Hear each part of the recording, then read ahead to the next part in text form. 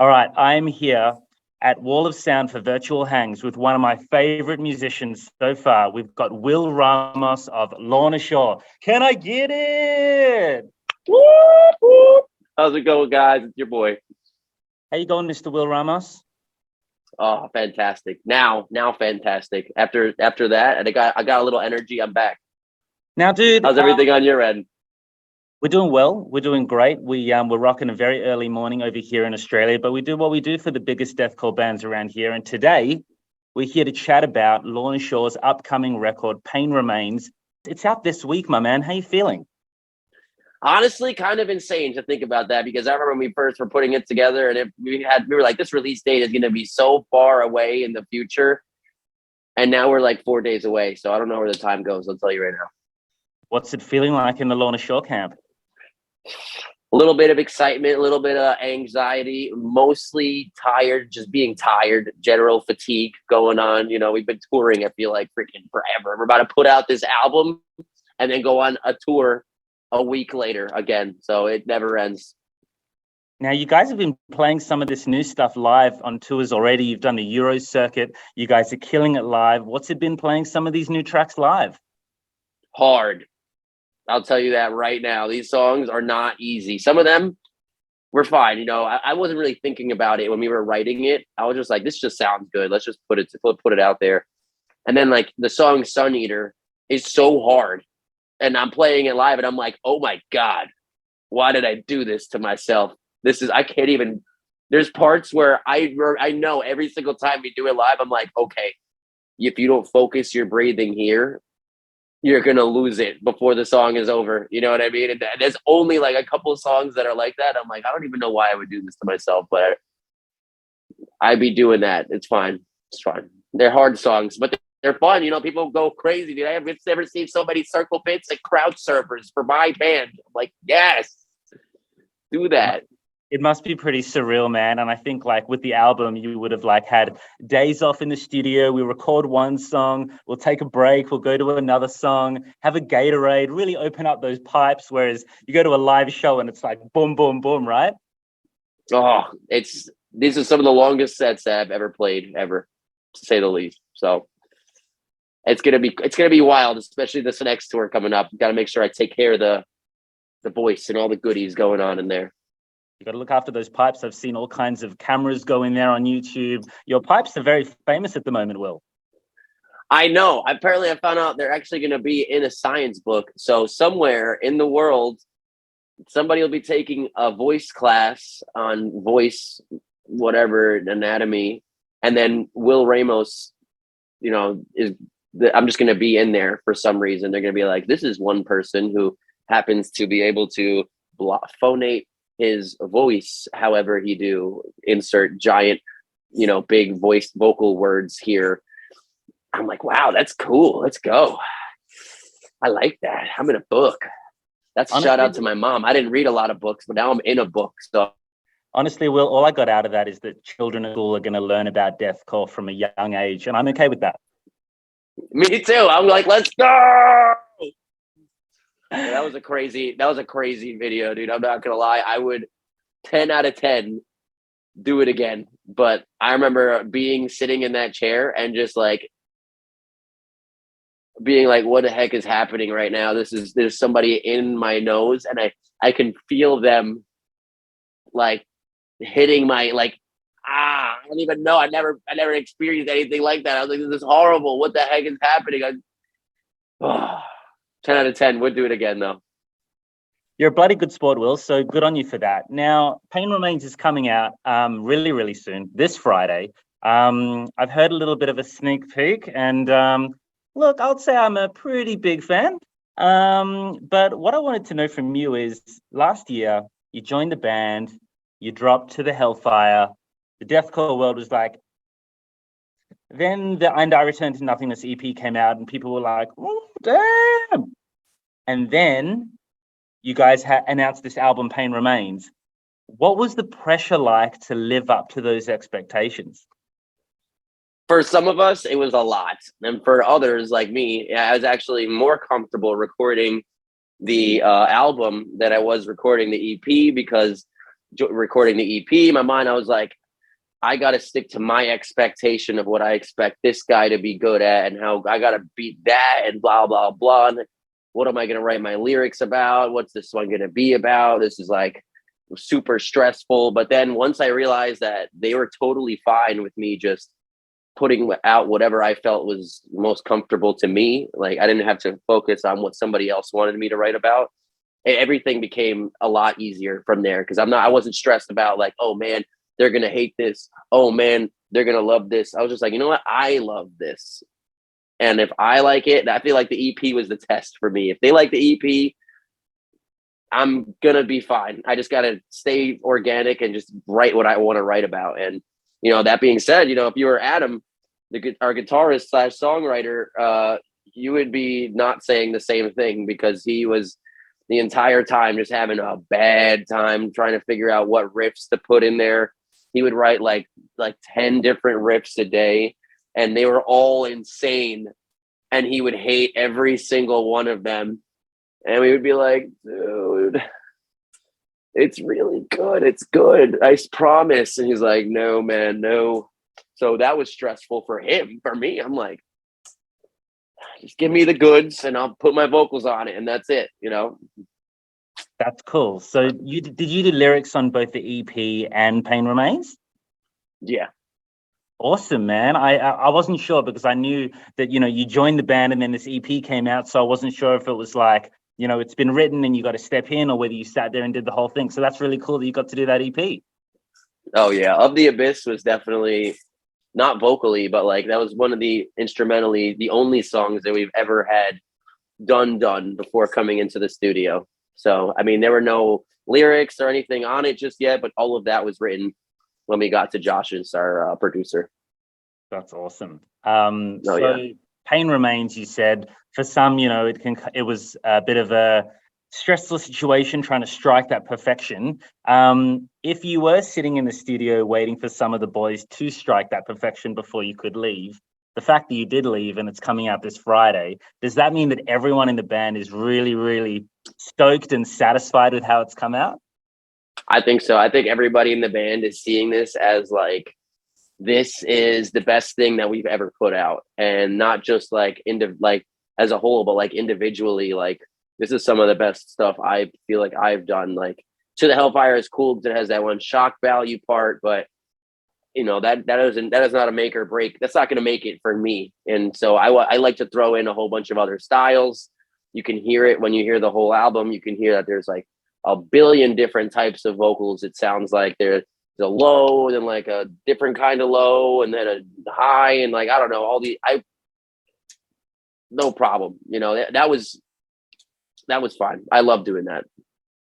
Yeah, it's hugely diverse, got so much variation on the record, and it's Lorna Shore's biggest album to date, and I think it's so well deserved, because I think the band in whole have undergone some adversity over the years, and it's just really nice to see the whole band come out on top after some rough times, and just to come through with this massive EP, this massive LP, despite everything going well, because of everything that has gone on in Lorna Shore. Is there a bit of a state of like anxiety that like something's going to go wrong, or are people feeling a little bit more relaxed now? I'm never really anxious. I'm not going to lie. I try not to be. I try to just be in the moment. So I'm usually trying not to be too worried about all those, like what could happen. You know what I mean? But again, now you take Adam, you pull Adam out and you ask him how he feels about it. He might give you a completely different answer, because he is the band dad. He's been there since. He's one of the only like actual, not even original, but like the most original member out of everybody in the band. So this is like his baby. He's like, I'm sure there's always a little something on his shoulder talking to him in the back of his mind, like, everything is gonna get destroyed. And I'm over here just like, nah, I think we're cool. I think everything's gonna be fine. We'll just one step at a time and see where we get from there. But you're just like this meditative, like angel on the shoulder of all your bandmates then. I'm trying to be, I find myself to be a very optimistic person. And a lot of times the band is like, down, and or like if they play a really bad show and it's like, man, this fucking man, blah, blah, I fucking sucked at this solo, didn't nail it, and I'm like, dude, it's fine. Like you know, I think every group needs that one guy, and I don't try to be that guy. I think that's just how I be. I'm not a very anxious person, so when they're like that, I try to, bring them out of it. Love that. I love that. You guys are like really becoming a bit of a family. That's so nice for a heavy, disgustingly chaotic deathcore band. Yeah, that's what we want, baby. That's what we want. It was Moke's birthday yesterday, and so, a lot of bands, the bigger bands, may not hang out so much with one another outside of the music stuff, and that's fine. A lot of them have been on road with people for like forever. Or a lot of them just don't really get along. Like everybody gets along so well. We all hang out outside of the music. And we just got off of tour the other day. Usually you get off tour, you kind of hate everybody. No, I'm not feeling it. I'm still loving everybody. It's so great. That's cool. They are definitely my brothers at this point. It's really nice, especially after only being in the band for such a little amount of time, that you guys have that kind of chemistry. I think that's pretty unique and pretty special. So Pain Remains is coming out this Friday. I know I've said that a million times. I might be a little bit excited, but I'm just trying to keep it cool. It's no big deal, whatever. You said you wrote all the lyrics for the record. Tell me about it. I mean, we've heard a few songs. We've heard Pain Remains 1 and 2. We've heard a deathcore ballad, no big deal. But there's some powerful lyrics going on there. So talk to me a bit about some of those themes. Well, the whole overarching, it's a concept album, and I was trying to write a little story just about, and honestly, it's about so many things, but the main point of it is just like somebody who lucid dreams, and the whole point of them even being, first of all, they hate their reality. They don't like being wherever they are, and I drew inspiration from this one anime that I saw a very long time ago. I don't know what the hell the name was. It wasn't even a very important part of the anime, but it was something that I thought was very impactful for me.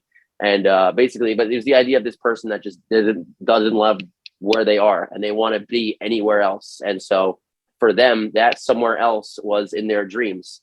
And so all the songs start to tell more chapters of this person dreaming, becoming lucid, being able to control their dreams, finding eventually that there's no point to any of these things if you are almost like an omnipotent figure.